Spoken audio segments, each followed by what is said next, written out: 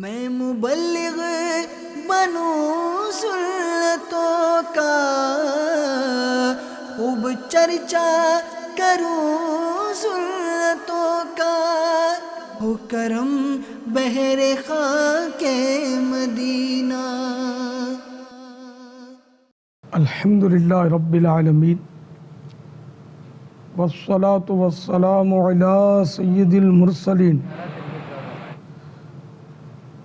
اما بعد فاعوذ باللہ من الشیطان الرجیم، بسم اللہ الرحمن الرحیم۔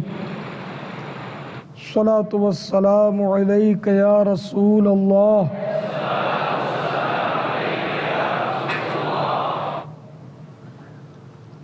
وعلى آلك وأصحابك يا حبيب الله۔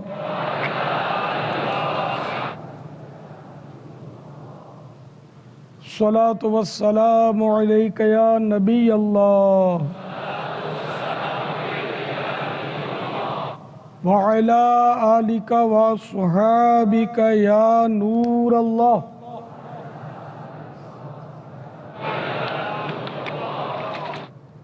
رحمت عالم نور مجسم شاہ بنی آدم شفیع امم رسول اکرم صلی اللہ تعالی علیہ وآلہ وسلم کا فرمان ہے، شفاعت نشان ہے، جو مجھ پر درود پاک پڑھے گا میں اس کی شفاعت فرماؤں گا۔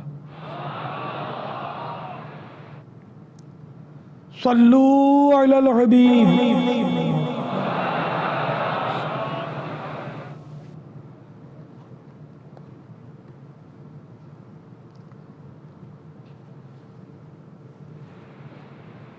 منقول ہے کہ ایک بادشاہ شکار کے لیے نکلا، مگر جنگل میں اپنے ساتھیوں سے بچھڑ گیا۔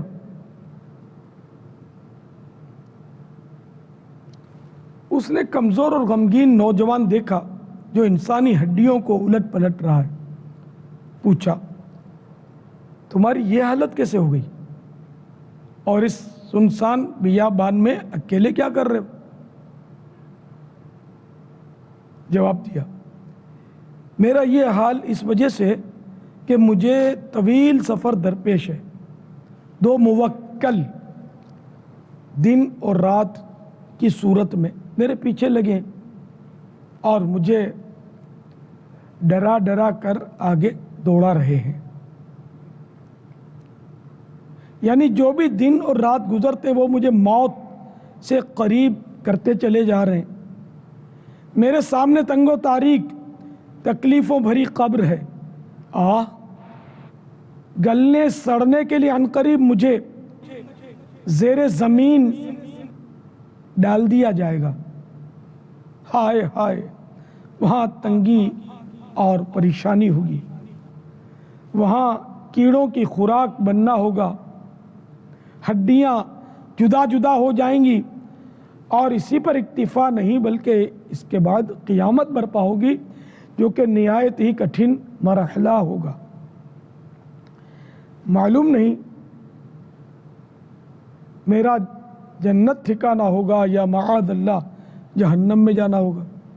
تم ہی بتاؤ، جو اتنے خطرناک مراحل سے دوچار ہو وہ بھلا کیسے خوشی منائے؟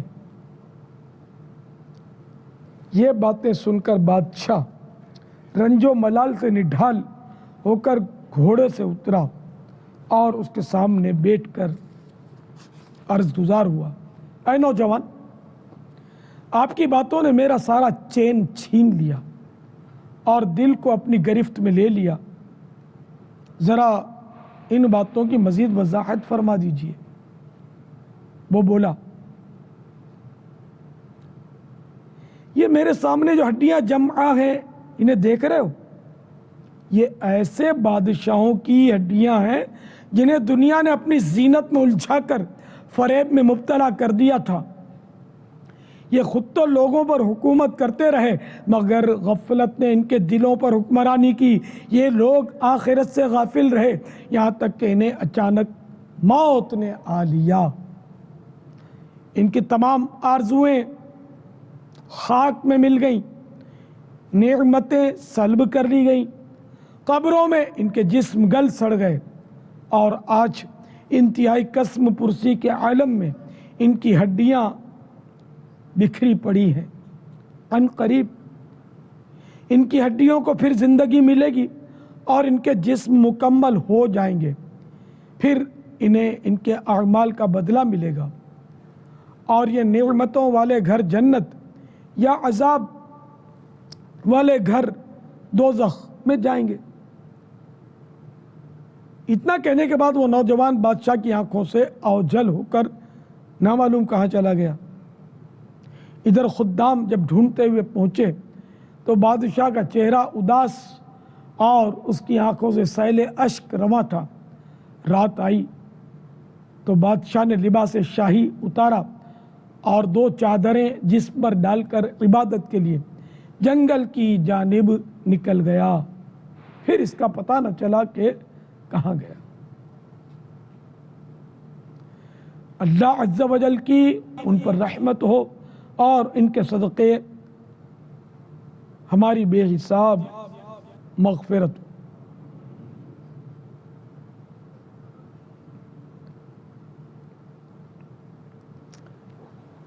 میٹھے میٹھے سائیں بھائیوں، مدنی چینل کے ناظرین اور حاضرین، ابھی جو آپ نے حکایت سنی وہ میں نے مکتبۃ المدینہ کے مطبوعہ رسالے بادشاہوں کی ہڈیاں سے آپ کے گوش گزار کی۔ اس حکایت میں سفر آخرت کی طوالت اور اس میں پیش آنے والی حالت کا کس قدر رقت انگیز بیان ہے۔ پر اسرار مبلغ نے بادشاہوں کی ہڈیاں سامنے رکھ کر قبر و حشر کی جو منظر کشی کی وہ واقعی عبرتناک ہے۔ میرے میٹھے میٹھے اور پیارے پیارے سائیں بھائیوں اور مدنی چینل کے ناظرین، یہ دنیا کے بادشاہ جو ہوتے ہیں ان کی اجسام پر حکومت ہوتی ہے، بدنوں پر، ابدان پر، بدنوں پر حکومت ہوتی ہے، اور ان کی حکومت نہایت ناپائیدار ہوتی ہے۔ انہیں یا تو لوگ احتجاج کر کے، شور مچا کر یا ہنگامے کر کے اقتدار سے محروم کرتے ہیں، ورنہ بالآخر موت ان سے ان کا تاج و تخت چھین کر انہیں اندھیری قبر میں اتار دیتی ہے۔ بڑے بڑے بادشاہوں نے دم توڑا، بڑے بڑے وزیروں نے موت کا جام پیا، اور بڑے بڑے سرمایہ دار اور لیڈر، قائد، اپنے اقوام کے سردار راہی ملک عدم ہوئے۔ عارضی طور پر ان کے ساتھ بھیڑ بھاڑ بھی ہوئی جنازوں میں، مگر وقت کے ساتھ ساتھ سب بھلا دیے گئے۔ آج ان کی قبروں پر کوئی جانے والا نہیں، ان کو کوئی پوچھنے والا نہیں، ان بیچاروں کو ایصال ثواب کرنے والا نہیں۔ لیکن جو بظاہر بے شک غربت کے مارے ہوں، بظاہر ان کے پاس کوئی اقتدار نہ ہو، لیکن ان میں بعض لوگوں کے دلوں کے تاجدار ہوتے ہیں، ان کی حکومتیں دلوں پر ہوتی ہیں اور نہایت پائیدار۔ برس ہا برس گزر جاتے ہیں، لوگ ان کا چرچا کرتے ہیں، ان کے لیے ایصال ثواب کرتے ہیں، ان کو یاد کرتے ہیں، ان کی باتوں سے نفع اٹھاتے ہیں، ان کا تذکرہ باعث نزول رحمت ہوتا ہے۔ جیسا کہ حضرت سیدنا سفیان بن عیینہ رحمت اللہ تعالی علیہ کا قول مبارک ہے، عند ذکر الصالحین تنزل الرحمہ، یعنی نیک لوگوں کے ذکر کے وقت رحمت نازل ہوتی ہے۔ ہم بھی ایک نیک بندے کا تذکرہ کریں گے۔ میرا اور دیگر بے شمار اسلامی بھائیوں کا حسن ظن ہے کہ مدنی انعامات کے تاجدار محبوب عطار حاجی زمزم رضا عطاری علیہ رحمۃ اللہ الباری نیک اور پرہیزگار اسلامی بھائی تھے اور دعوت اسلامی کے مخلص مبلغ۔ تو آئیے اچھی اچھی نیتوں کے ساتھ ان کا ذکر خیر کرتے ہیں کہ جنہوں نے ہمارے گویا دلوں پر ایک قبضہ کیا، ہمارے دلوں میں اترے، جبکہ بڑے بڑے بادشاہ دلوں میں نہیں اترتے۔ ان کی لوگ خوشامد کرتے ہیں، ان کے آگے پیچھے ہوتے ہیں، لیکن عارضی طور پر۔ اور اگر ان کی کوئی یعنی کہ مرنے کے بعد اچھی باتیں بھی کرتے ہیں تو عموماً وہ دل کے جذبات کم ہوتے ہیں۔ ان کی باقیات کو خوش کرنے کے لیے، ان کی اولاد کو خوش کرنے کے لیے اور ان سے کوئی دنیاوی فائدہ حاصل کرنے کے لیے ایسا کرتے ہیں، پھر بھول بھال جاتے ہیں۔ لیکن اللہ کے جو نیک بندے ہوتے ہیں ان کو لوگ یاد رکھتے ہیں۔ جیسے دعوت اسلامی میں ہمارے مرحوم نگران شورا بلبل روضہ رسول حاجی مشتاق آج بھی صحیح بھائی یاد کرتے ہیں اور بڑا یاد کرتے ہیں، ذکر خیر کرتے ہیں، ایصال ثواب ہوتا ہے، ان کے مزار پر حاضری دیتے ہیں، پھول چڑھاتے ہیں۔ اسی طرح مفتی دعوت اسلامی حاجی محمد فاروق عطاری علیہ رحمۃ اللہ الباری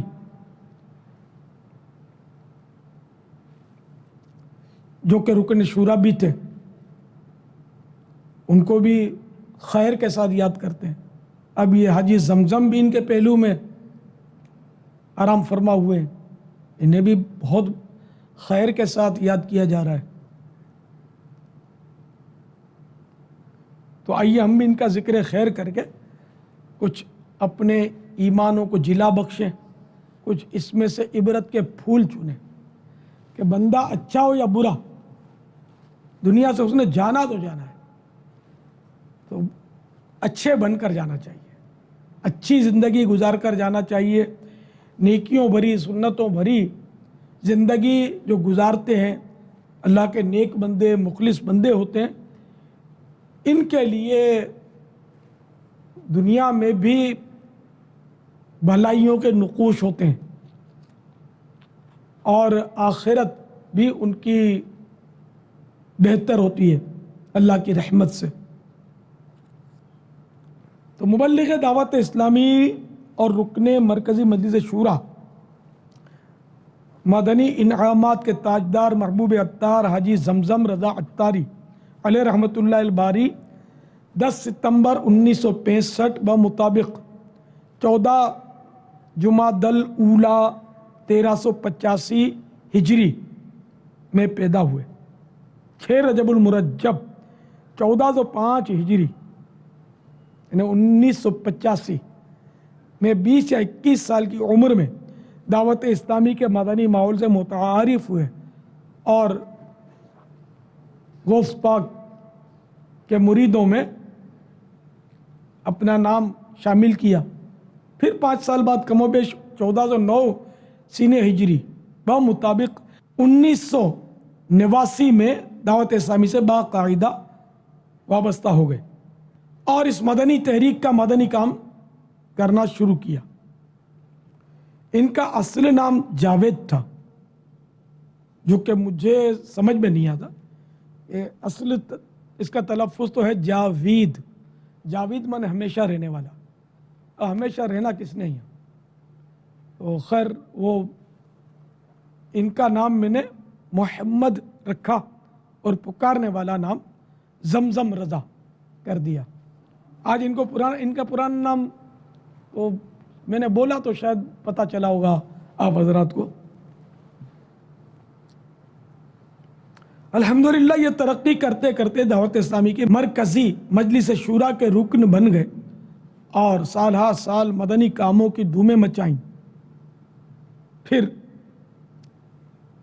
بیچارے معدے کے مرض میں مبتلا ہوئے اور طویل علالت کے بعد تقریباً 47 سال کی عمر میں 21 ذی قعدۃ الحرام 1433 ہجری بمطابق 8 اکتوبر 2012 کو پیر اور منگل کی درمیانی شب کم و بیش 11:40 پر انتقال فرما گئے۔ انا للہ و انا الیہ راجعون۔ اللہ عز و جل کی ان پر رحمت ہو اور ان کے صدقے ہماری بے حساب مغفرت ہو۔ مدنی انعامات کے تاجدار حاجی زمزم رضا عطاری علیہ رحمۃ اللہ الباری کا انتقال پیٹ کی بیماری میں ہوا، اور پیٹ کی بیماری میں جس کا انتقال ہوتا ہے اس کو حدیثوں میں شہید قرار دیا گیا ہے۔ چنانچہ دعوت اسلامی کے اشاعتی ادارے مکتبۃ المدینہ کی مطبوعہ کتاب بہار شریعت جلد اول کے صفحہ 857 پر ہے، شہادت صرف اسی کا نام نہیں کہ جہاد میں قتل کیا جائے، بلکہ ایک حدیث میں فرمایا اس کے سوا 7 شہادتیں اور ہیں۔ نمبر 1، جو طاعون سے مرا شہید ہے۔ نمبر 2، جو ڈوب کر مرا شہید ہے۔ نمبر 3، ذات الجنوب میں مرا شہید ہے۔ نمبر 4، جو پیٹ کی بیماری میں مرا شہید ہے۔ نمبر 5، جو جل کر مرا شہید ہے۔ نمبر 6، جس کے اوپر دیوار وغیرہ ڈھے پڑے یعنی گر جائے اور مر جائے شہید ہے۔ نمبر 7، عورت کے بچہ پیدا ہونے یا کنوارے پن میں مر جائے شہید ہے۔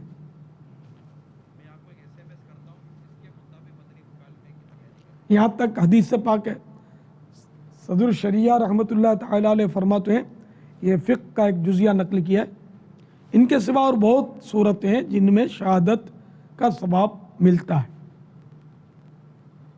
تو ایک تو یہ کہ ہمارے حاجی زمزم رضا شہید ہیں، اگرچہ عرف عام میں ان کو شہید نہیں کہا جاتا، لیکن حدیث پاک کی روح سے یہ شہید ہے، اور شہید کا ایک اپنا مقام ہوتا ہے اور اس کے لیے بڑی نعمتیں اور بڑا ثواب ہوتا ہے۔ تو الحمدللہ یہ بھی انہوں نے حاصل کر لیا۔ ایک آپ کو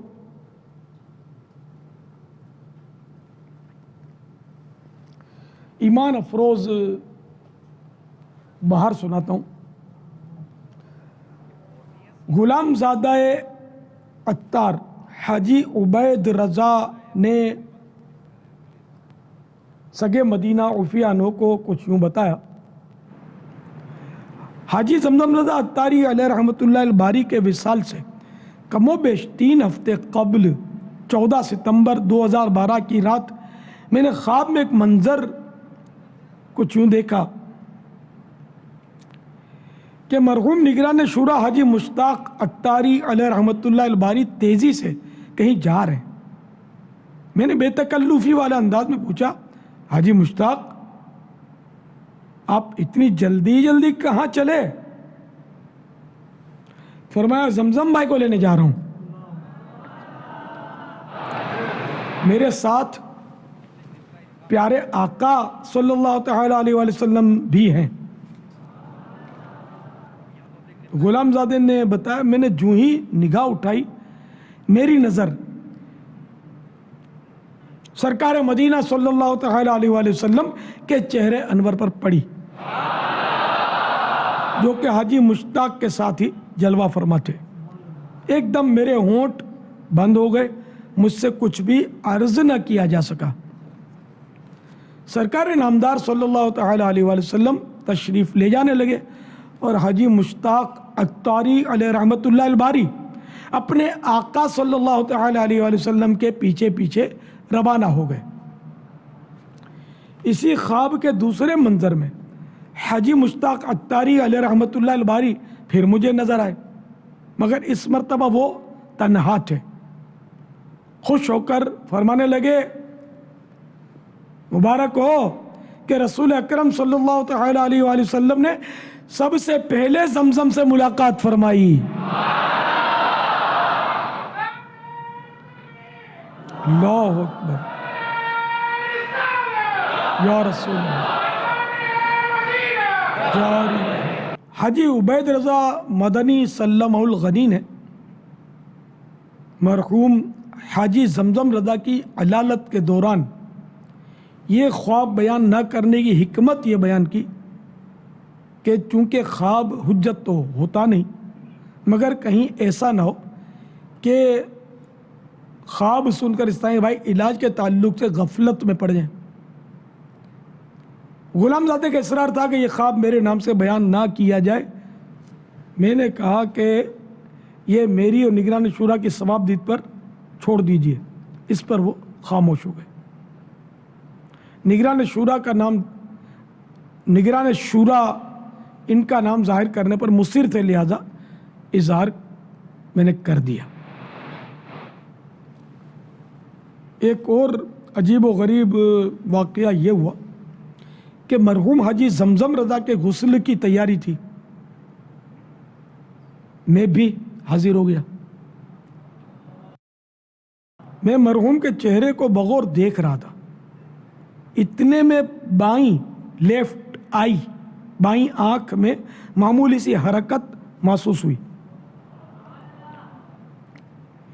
میں نے چہرے کی طرف جھک کر دیکھا تو ان کی آنکھ کا کچھ حصہ کھل چکا تھا اور آنسو چمک رہے تھے. میں بدستور کھڑا ہو گیا تو آنکھ بند ہو گئی. میری بائیں طرف نگران شورا حاجی عمران سلمہ الرحمن کھڑے تھے.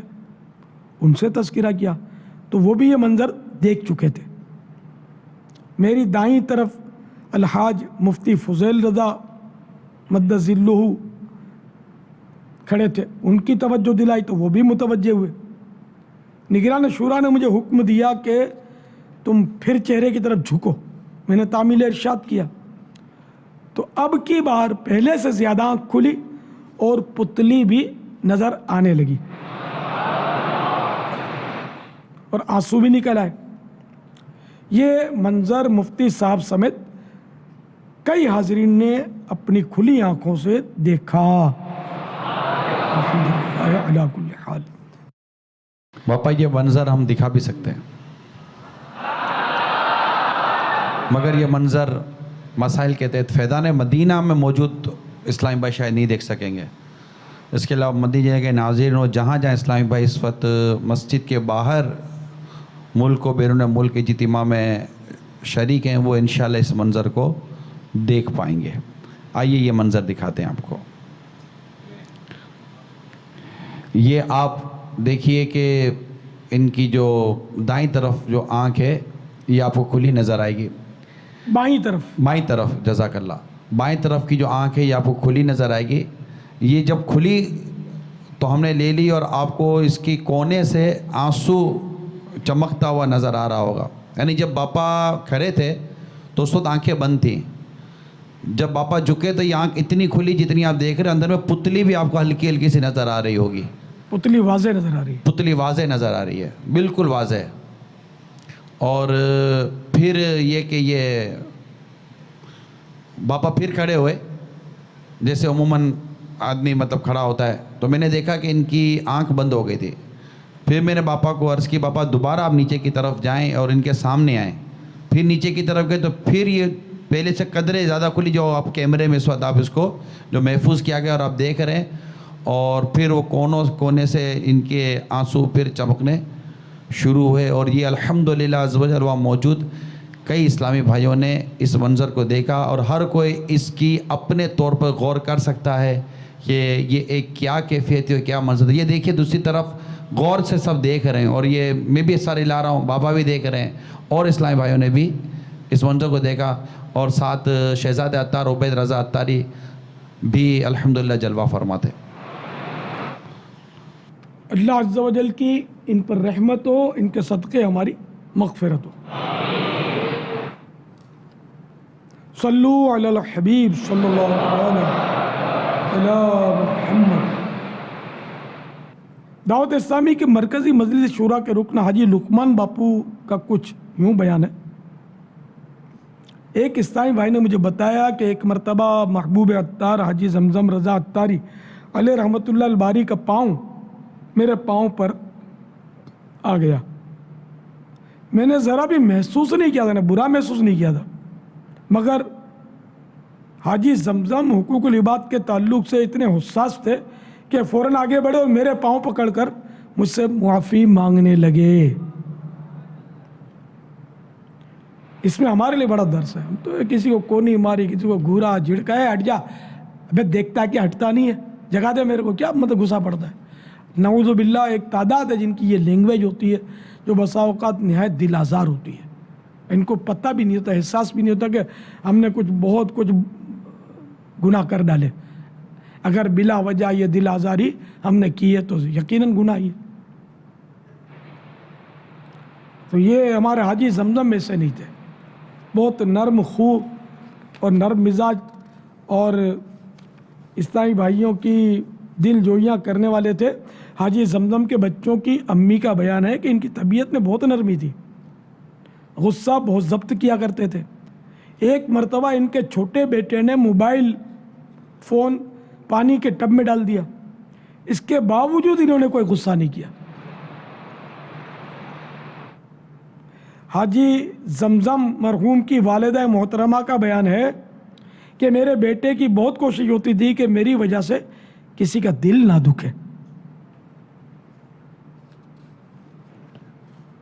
رکن شورا محمد رفیع عطاری سلمہ الباری کا بیان ہے، کچھ عرصہ پہلے سردار آباد میں مجلس خصوصی اسلامی بھائیوں کا تربیتی اجتماع ہوا۔ گونگے بہرے اسلامی بھائیوں کو خصوصی اسلامی بھائی ہمارے یہاں کہا جاتا ہے، جس کے اخراجات کے حوالے سے کچھ تنظیمی مسائل تھے۔ اس سلسلے میں حاجی زمزم نے مجھے فون کیا، میں نے کچھ اشکالات بیان کیے اور ان کا حکم تسلیم بھی کر لیا۔ یہ سمجھے شاید میں نے ان کی بات نہیں مانی، انہوں نے دوبارہ فون کیا، مگر مصروفیت کی وجہ سے میں نے لائن کاٹ دی۔ کچھ دیر بعد غلام زادہ حاجی عبید رضا مدنی سلم الغنی کا فون تشریف لایا، تو انہوں نے کچھ یوں فرمایا کہ زمزم بھائی سخت پریشان ہو گئے کہ آپ ان سے ناراض ہیں۔ انہوں نے مجھ سے سفارش کرنے کے لیے کہا ہے کہ آپ انہیں معاف فرما دیں۔ پھر حاجی عبید رضا مدنی سلمہ الغنی نے حاجی زمزم رضا کو فون دیا تو انہوں نے خود بھی معافی مانگی۔ محمد رفیع رضا کا کہنا ہے کہ میں نے اسی وقت وضاحت کر دی کہ حضور میں آپ سے ہرگز ناراض نہیں، محض مصروفیت کی وجہ سے فون ریسیو نہیں کر سکا تھا۔ تو اس حکایت سے مرحوم زمزم رضا کی عاجزی اور ایذاء مسلم سے بچنے کے ذہن کا پتہ چلتا ہے۔ انہی رکن شورا یعنی رفیع بھائی کا بیان ہے کہ میں کم و بیش 1 سال پہلے 1432 سنہ ہجری میں ہیپاٹائٹس سی کے مرض میں مبتلا ہوا، تو میری عیادت و دلجوئی کے لیے مختلف اسلامی بھائیوں نے فون کیے، مگر سب سے زیادہ فون حاجی زمزم رضا عطاری نے کیے۔ صلو علی الحبیب صلی اللہ علی محمد۔ جامعۃ المدینہ فیضان مدینہ باب المدینہ کے درجہ ثالثہ کے طالب علم کا بیان کچھ اس طرح کہ رمضان المبارک 1433 سنہ ہجری میں حاجی زمزم رضا شدید بیمار ہونے کے سبب فیضان مدینہ کے مستشفیٰ میں داخل تھے، یعنی اسپتال میں داخل تھے۔ اسی دوران میں بھی شدید علالت کی بنا پر مستشفیٰ میں داخل ہوا۔ یہ دیکھ کر حیران رہ گیا کہ جو ہی حاجی زمزم کی طبیعت ذرا سنبھلی، یہ اٹھ کر میرے پاس عیادت کے لیے پہنچ گئے اور میری غمخواری کرنے لگے. مجھے اوراد و وظائف بھی پڑھنے کے لیے دیے.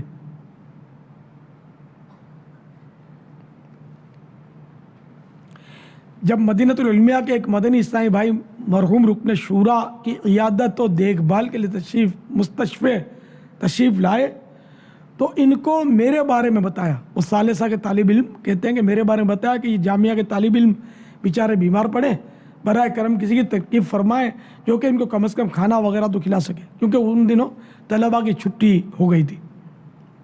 بہرحال ان مدنی اسلامی بھائی نے حاجی زمزم رضا عطاری کے فرمانے پر ہاتھوں ہاتھ ایک طالب علم کی ترکیب بنائی, تو خود بیمار ہونے کے باوجود محبوب عطار دیگر بیمار کے بھی غمخوار تھے, اور ان کی خیر خواہی کے یہ معاملات دیکھ کر وہ مدنی اسلامی بھائی کہتے ہیں کہ میں بہت بہت بہت متاثر ہوا. بلکہ وہ طالب علم کہہ رہے ہیں کہ میں بہت ہی متاثر ہوا اور دعوت اسلامی کی محبت میرے دل میں پہلے سے کہیں زیادہ ہو گئی. صلو علی الحبیب صلی اللہ تعالی علی محمد. یوں تو اب اتنے سارے ان کے واقعات ہیں کہ وقت اختتام کی طرف آ رہا ہے تھوڑا وقت ابھی, لیکن ابھی اور بہت کچھ باتیں کرنی ہیں مجھے آپ سے.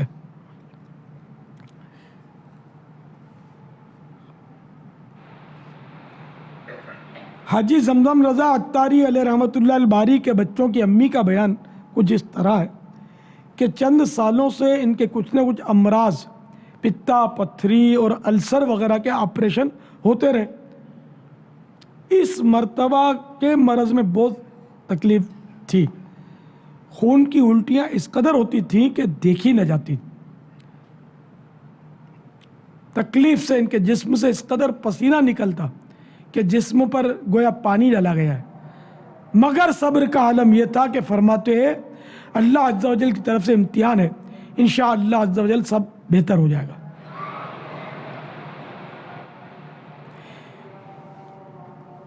مزید ان کے بچوں کی امی کہتی ہیں بیماری میں بسا اوقات انسان میں چڑچڑاپن آ جاتا ہے, مگر ان کے مزاج میں ذرا بھی چڑچڑاپن دکھائی نہیں دیتا تھا. اسپتال کے عملے والوں سے بھی مسکرا کر بات کرتے تھے اور بارہا ان سے کہتے آپ میرا بہت خیال رکھتے ہیں, اللہ آپ کو جزا خیر عطا فرمائے. حاجی زمزم رضا مرحوم نے میرے ساتھ بہت وقت گزارا. میں نے ان میں بہت خوبیاں پائی, اور صحیح بات ہے کہ میں ان کی صحبت پسند کرتا تھا اور ان کے ذریعے میں اپنے اندر کچھ مزید بہتریاں محسوس کرتا اور اصلاح کا سامان کرتا. سچی بات یہ ہے, نیکوں کی برکتیں ہوتی ہیں. ابھی بھی ان کے بڑے شہزادے جنید رضا نے SMS کیا ہے, وہ بھی بیان سن رہے ہوں گے نا ابھی, کہ باپا جب ہم کوئی غلطی کرتے تو ابو ہماری اصلاح فرماتے اور آخر میں ہم سے معافی مانگتے کہ آپ کا دل دکھ گیا ہوگا. اب ہے کوئی ایسا باپ دنیا میں یار جو بچوں کی اصلاح, اب تو بچوں کو تو ایسا مارتے ہیں جھاڑتے ہیں, بات بات پہ جھاڑتے ہیں اور مارتے ہیں اور سب کے سامنے ذلیل کرتے ہیں. پھر ہم جیسے آ کے بولتے دعا کرو, یہ بیٹا ہم کو تنگ بہت کرتا ہے. تنگ کیا کرے گا, تو بڑا ہوگا تو کان پکڑ کے روڈ پہ کھڑا کرے گا. ابھی تو تم نے دیکھا کیا ہے, وہ تربیت کرنا ہی نہیں آتی. آج کل اولاد کی تربیت کرنا آتی ہی نہیں ہے. اتنا بیچاروں کو مطلب مارتے ہیں بچوں کو اپنے, اور سختیاں کرتے ہیں بیجا باز ماں باپ, اور پھر روتے بھی ہیں, خود بھی چیختے ہیں کہ ہمارا ادب نہیں کرتا, ہمارا احترام نہیں کرتا, ہماری بات نہیں سنتا. تو اس کی وجوہات بسا اوقات یہ بھی ہوتی ہیں کہ اس کو اتنا مطلب مارتے ہیں. پھر مجھے بہت تجربہ ہے نا, مجھے تو کئی بار ایسا ہوا کہ وہ اپنے بڑے سمجھدار بچوں کو میرے پاس لا کر بولتے ہیں کہ یہ اس کو نصیحت کرو, یہ ہم کو بہت ستاتا ہے. کبھی کبھی میں سمجھاتا ہوں کہ اب یہ کیا مانے گا میری یار, یہ بولے گا ہمارے الیاس کے سامنے اس نے تو باپ نے ہم کو ڈیگریڈ کر دیا, ذلیل کر دیا, نظر سے گرا دیا. اب ظاہر ہے کہ وہ تو اسی بات بولنی ہے تو آدمی تحریری بولے, کان میں بولے, اس طرح بولے کہ اس بچے کو پتہ نہ چلے, تو پھر تو نصیحت ہو سکتی ہے, سمجھایا جا سکتا ہے. تو یہ سب نہیں ہوتے, بہرحال یہ کہ ماں باپ اگر سختی کریں بھی تو اولاد کے لیے یہ ضروری ہے کہ وہ اپنے ماں باپ سے نرمی ہی کریں. اس کا مطلب یہ نہیں کہ میں کوئی حوصلہ افزائی کر رہا ہوں بچوں کی، نہیں، بچوں کو تو فرما برداری کرنی ہے. میں ایک نفسیاتی اثر بتا رہا ہوں کہ بچہ عموماً پھر باغی ہو جاتا ہے، اور آج کل ہو رہے ہیں کہ مائیں چیختی رہتی ہیں، گلا بیٹھ جاتا ہے ان کا، چیختی رہتی ہیں، پھر یہ اولاد سنتی بھی نہیں ہے، وہ سنی انسنی کر دیتی ہے، عادی ہو جاتے ہیں. تو ماں باپ کو بھی چاہیے کہ بچوں پر چیخا نہ کریں، محبت سے پیار سے ان کو سمجھا کریں. کبھی کبھی سختی بھی بھلے کر لیں آپ، لیکن حد سے تجاوز نہ کریں. اور یہ ذہن میں نہ رکھیں کہ ہماری اولاد جو ہے ہمارے سر پہ چڑھ جائے گی اس سے ہم معافی مانگیں گے. تو اب دیکھو نا، یہ باپ معافی مانگ کے گیا تو آج اس کا تیجا ہو رہا ہے، اور دنیا میں لاکھوں لاکھ مسلمان سن رہے ہیں اور کتنے ایصال ثواب ہو رہے ہیں. ہم کابینہ کے استعمال جماعت پاکستان کے مختلف شہروں کے اتفاق سے جب یہ خبر آئی ہم کو، تو ہاتھوں ہاتھ جب میں نے عرض کیا کہ فیضان زمزم مسجد بنانے کی میری خواہش ہے کوئی بنا دے، تو 65 مسجدوں کے اہداف مل گئے. اب پتہ نہیں اور کتنی آئیں. اور پاپا کئی جگہوں پر مجھے ایس ایم ایس آ گئے ہیں کہ فیضان زمزم مسجد بنانے کی زمین بھی خرید لی گئی ہے. ایک جگہ کا مجھے بھی پتہ چلا تھا کہ 2 کنال جگہ لے لی ہے. اب تو 72 کا فگر بھی پاپا بتا رہے ہیں کہ وہ 65 کی 72 ہو چکی ہیں. سبحان اللہ. اپنی مسجدوں میں تو جامعات بھی عموماً ہوتے ہیں، طلبہ بھی پڑھتے ہیں. تو یہ اب آپ بتائیے، کوئی بادشاہ مر کے آزما لے، کوئی صدر مر کے آزما لے، کوئی وزیر اعظم مر کے آزما لے کہ اس کے لیے کوئی مطلب یہ نہیں کہ مسجد میں کوئی اینٹ بھی لگاتا ہے جا کر. سوچ ہی کہاں ہے لوگوں کی اتنی ثواب جاریہ کی، ایصال ثواب کی. یہ مدنی ماحول کی برکت ہے کہ اتنی مسجدیں بن رہی الحمدللہ. تو یوں حاجی زمزم رضا جو تھے، یہ میں نے عرض کیا نا کہ مجھ سے بڑی محبت کرتے تھے، میں بھی ان سے محبت کرتا تھا بہت، مجھے تو بہت زیادہ ہی چاہتے تھے. ان کو حیدرآباد میں چین نہیں پڑتا تھا عام طور پہ، مطلب یہ بھاگ کے آ جاتے تھے. اور بارہا ایسا ہوتا تھا کہ جب یہ جانے لگتے تھے تو یہ افسردہ اور کچھ 1-2 صفحے لکھ کر مجھے دیتے تھے، بڑی افسردگی، اور اس میں بڑے مطلب یعنی کہ وہ عجیب اور انوکھے کلمات لکھتے تھے. اب میں آپ سے جا رہا ہوں، اب پتہ نہیں کیا ہو جائے گا، یوں ہو جائے گا. یہ اپنی عقیدت کے جملے اب میں آپ کو کیا بتاؤں. بہرحال یہ کہ یہ اس طرح کے تاثرات دیتے تھے کہ آپ کے پاس رہ کر آپ کے یہاں کی دنیا کچھ اور ہے، اور اب میں جہاں جاؤں گا وہ دنیا کچھ اور ہے. اب ہر طرف وہ بدنگاہی کا سامان ہوگا، ہر طرف گناہوں بھری گفتگوؤں کا سلسلہ ہوگا. اور بیچارے بولتے تھے کہ باہر بہت آزمائش ہے، باہر بہت آزمائش ہے، بہت آزمائش ہے. یہ ان کا ذہن تھا. میں نے کبھی اپنی زندگی میں ان کو، جو مجھے یاد آ رہا ہے، کہا مار کر ہنستے نہیں دیکھا. کہا نہ مارنا سنت ہے، اس سنت پر یہ سختی سے عامل تھے. میں نے کبھی ان کو مذاق مسخری کرتے نہیں دیکھا کہ یہ کبھی کسی کی مذاق کیا ہو یا کسی پر چیخے ہوں، کسی کو جھاڑا ہو. میں نے اپنی آنکھوں سے نہیں دیکھا. حالانکہ میں برسوں سے یہ میرے پاس ان کا آنا جانا تھا، اور کئی دن یہ میرے پاس تشریف فرما رہتے تھے، لیکن ان کا اپنا انداز تھا. کبھی یہ نہیں بولتے، کبھی سوال کرتے نہیں دیکھا کہ یہ دے دو، وہ ذرا مجھے کھلا دو، وہ جو آپ کے پاس فلاں چیز ہے وہ ذرا مجھے دے دو، میں اپنے بچے کو دوں گا. کبھی بولتے نہیں تھے. مجھے جو یاد پڑتا کبھی کچھ بھی نہیں مانگا. جب بھی کچھ پیش کیا تو انکار بھی نہیں فرماتے تھے، قبول، خوشی خوشی قبول کر فرما لیتے تھے. لیکن سوال کی عادت نہیں تھی. خودداری بہت تھی، بہت خودداری. اچھا، اپنی تکلیفوں کا تذکرہ نہیں، زیادہ تذکرہ نہیں. بہت بیچارے پریشان ہو گئے تھے تو وہ مجھے کچھ بتاتے تھے، وہ سے بھی جیسے کہ باپ کو بچے بتاتے، اور مجھے بتانے کا وہ انداز یہ کہ دعا کر دو کہ یہ یوں ہو جائے تو یوں ہو جائے. دعاؤں کے لیے اسپتال سے بھی SMS آتے ہی رہتے تھے ان کے دعا کے لیے. جب تک ان کی بیچاروں میں طاقت رہی نہ تو یہ مجھے پیغامات بھیجتے رہتے تھے. کئی بار باتیں کی اس طرح، یعنی کہ میری سیکورٹی اور حفاظتی امور کے معاملات کے بعد میں کسی مریض کو اتنا دیکھنے نہیں گیا ہوں گا جتنا ان کو گیا میں. کتنی بار میں اسپتال پہنچا ان کو دیکھنے کے لیے, مجھے گنتی بھی یاد اب تو نہیں رہی.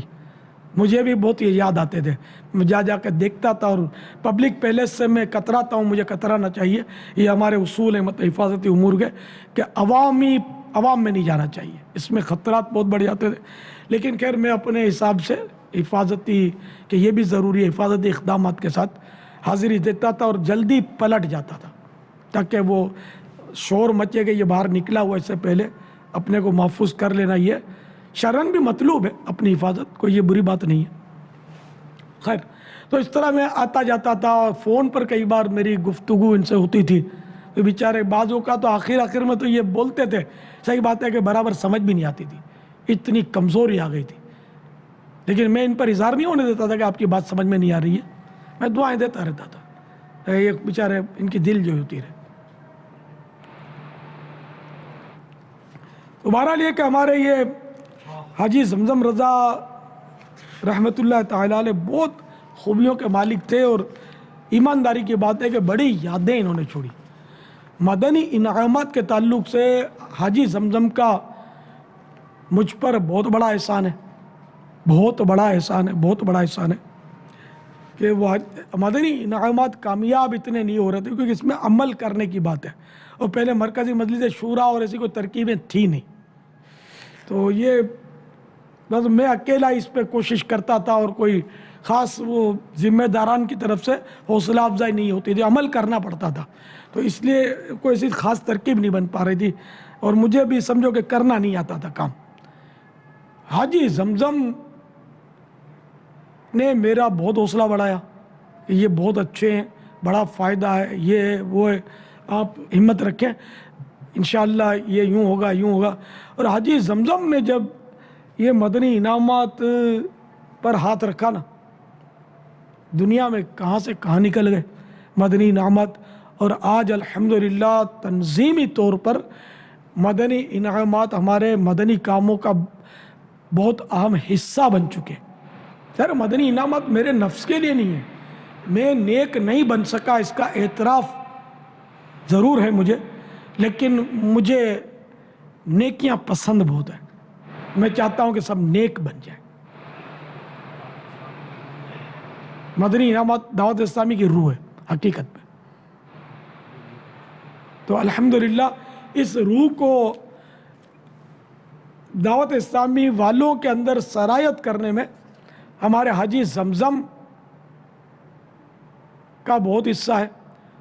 اور یہ مجھے کہنا چاہیے, شاید ناشکری ہوگی, کہ ایک دعوت اسلامی کی ذمہ دار اسلامی بہن کا بھی حاجی زمزم جتنا ہی میں کہوں گا کہ حصہ ہے.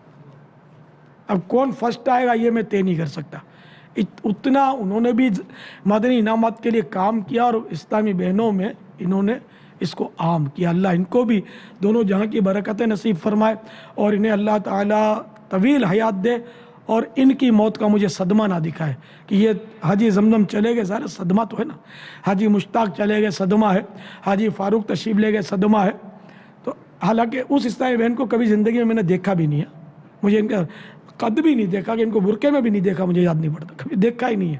لیکن جو مدنی کام کرتے ہیں, مدنی کام کرتی ہیں, مدنی کام کرنے والے میرے مدنی بیٹے, اور مدنی کام کرنے والیاں میری مدنی بیٹیاں ہیں. الحمدللہ میں ان کے لیے دعا گو ہوں, اور ان کے لیے بہت مطلب یعنی کہ میری ہمدردیاں ہیں.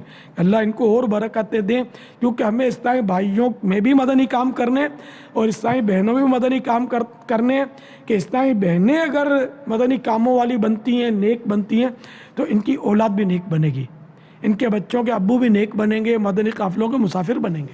اور اس طرح ہماری مدنی تحریک جو ہے وہ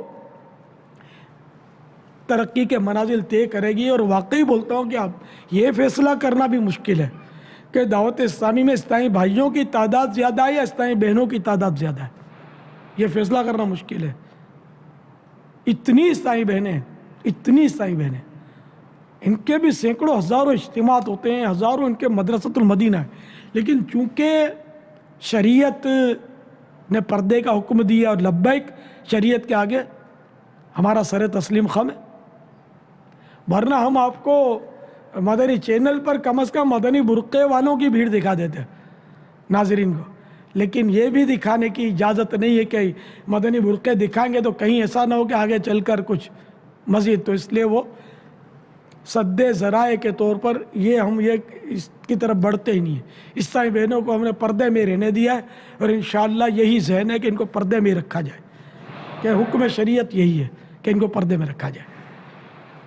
تو بہرحال یہ عرض کر رہا تھا کہ میرے مدنی انعامات کے حاجی زمزم رضا تاجدار ہیں، انہوں نے مدنی انعامات بہت پھیلائے، اور اس کا ثواب ان کو جو مل رہا ہوگا بس یہ ان کا بیڑا پار ہے انشاءاللہ، بیڑا ہی پار ہے۔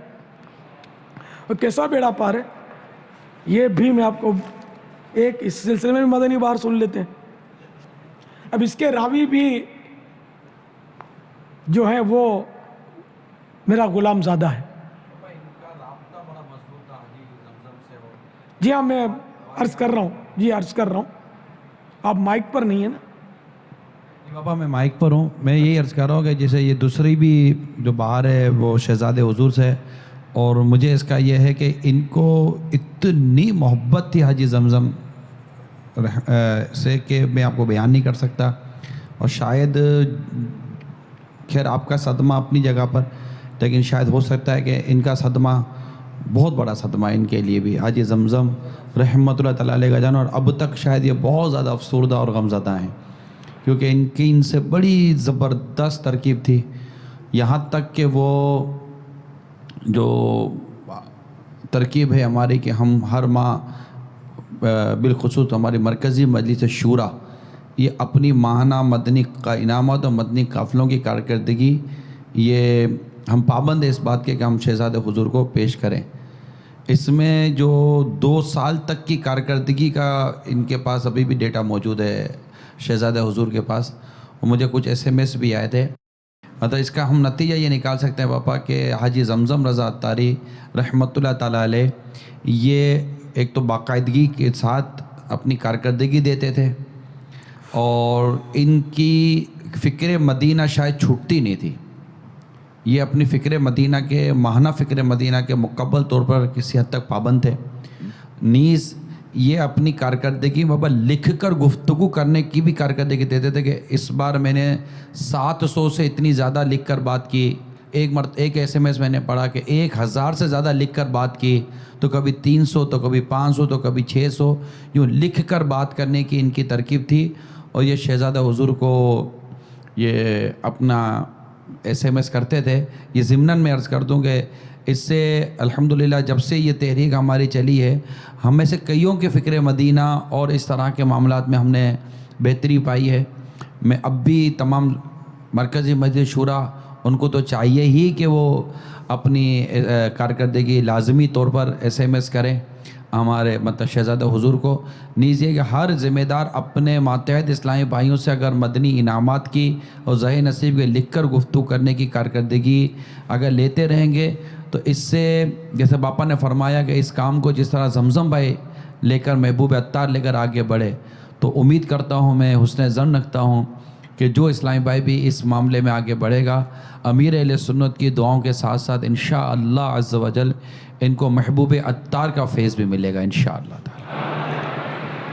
یہ قفل مدینہ کے تو زبردست داعی تھے، زبان کا راکھوں کا قفل مدینہ عام کرنے میں ان کا بہت حصہ ہے۔ اب ان کا نعم البدل سچی بات ہے کہ مجھے نظر نہیں آ رہا، اللہ کرے کوئی اور ابھرے ایسے اسلامی بھائی، اور ہمارا قفل مدینہ کا اور مدنی انعامات کا سلسلہ بدستور جاری رہے اور ترقی کی طرف گامزن رہے، اللہ کرے انشاءاللہ ضرور ہوگا ایسا، ہماری یہ تحریک انشاءاللہ ختم نہیں ہوگی انشاءاللہ۔ غلام زادہ حاجی عبید رضا مدنی سلم الغنی کی تربیت میں مدنی انعامات کے تاجدار محبوب عطار حاجی زمزم رضا رحمۃ اللہ تعالی علیہ کا بڑا حصہ تھا۔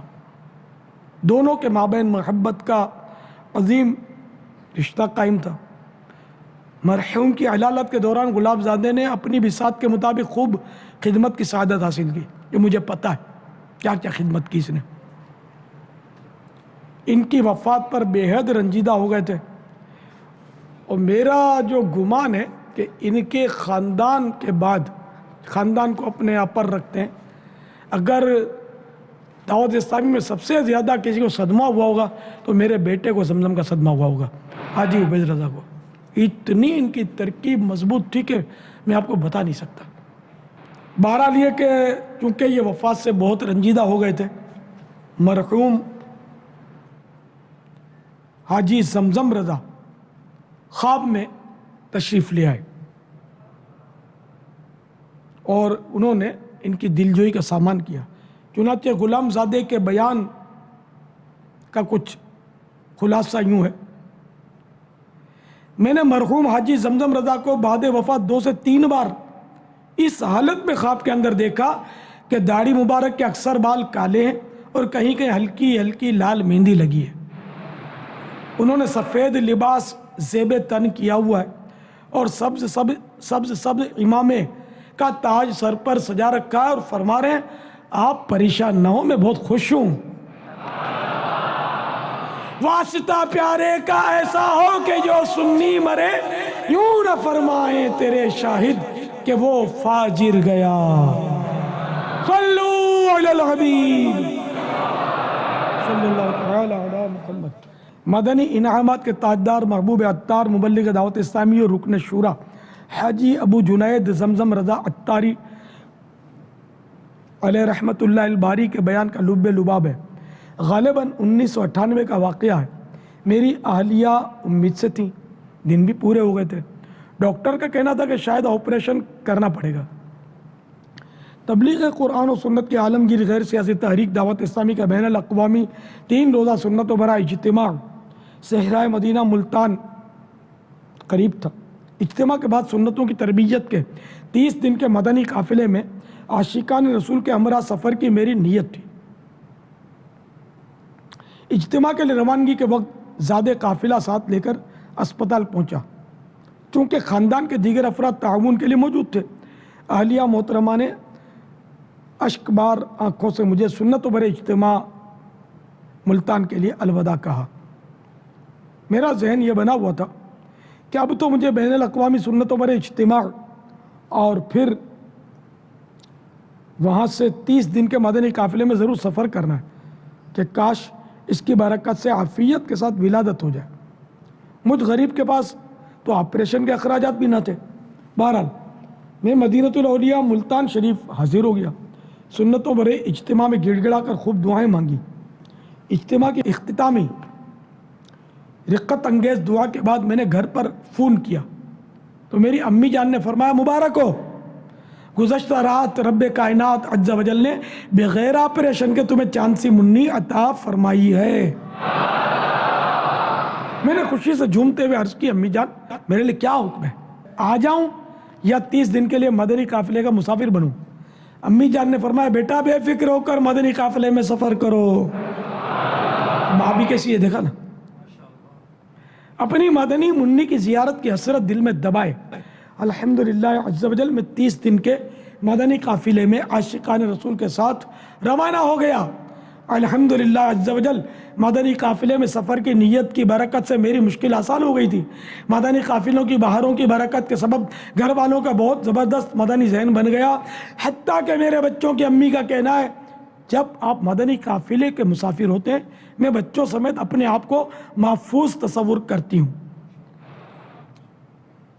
زچگی آسان ہو خوب فیضان ہو, غم کے سائے ڈھلیں قافلے میں چلو, بیوی بچے سبھی خوب پائیں خوشی, خیریت سے رہیں قافلے میں چلو. ماشاءاللہ. اچھا, ان کے بچوں کی امی کا بیان بھی عرض کرتا چلوں کہ مرحوم مدنی قافلے میں سفر کا بہت شوق رکھتے تھے. آپ اسکول ٹیچر تھے. سال ہا سال یہ معمول رہا کہ جیسے ہی اسکول میں چھٹیاں ہوتی تو 2 ماہ مدنی قافلوں میں سفر کیا کرتے تھے.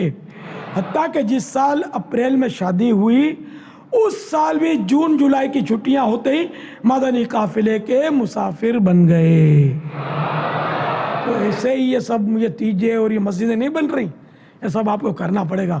باقی خالی آپ کو کچھ بھی شاید یہ دعوت اسلامی والے حصہ ثواب کے جنازے میں بھی نہیں آئیں گے. یہ صحیح بولتا ہوں کہ جو مدنی کام کرتا ہے وہ آٹومیٹک دلوں کا بادشاہ بن جاتا ہے. تو آپ مدنی کام کرو, مدنی قافلوں کے مسافر بنو, مدنی انعامات کے حامل بنو, قفل مدینہ والے بنو, لکھ لکھ کر باتیں کرنے والے بنو, قفل مدینہ کا اینک لگانے والے بنو, کم از کم روزانہ 12 منٹ کے لیے. تو انشاءاللہ عز و جل دیکھنا آپ کو بھی وہ مرنے والے پر حسرت ہوگی کہ کاش میں اس کی جگہ ہوتا. بے شک. صلو علی الحبیب صلی اللہ علیہ وسلم. میں مبلغ بنوں سنتوں کا, خوب چرچا کروں سنتوں کا, ہو کرم بہر خاک مدینہ.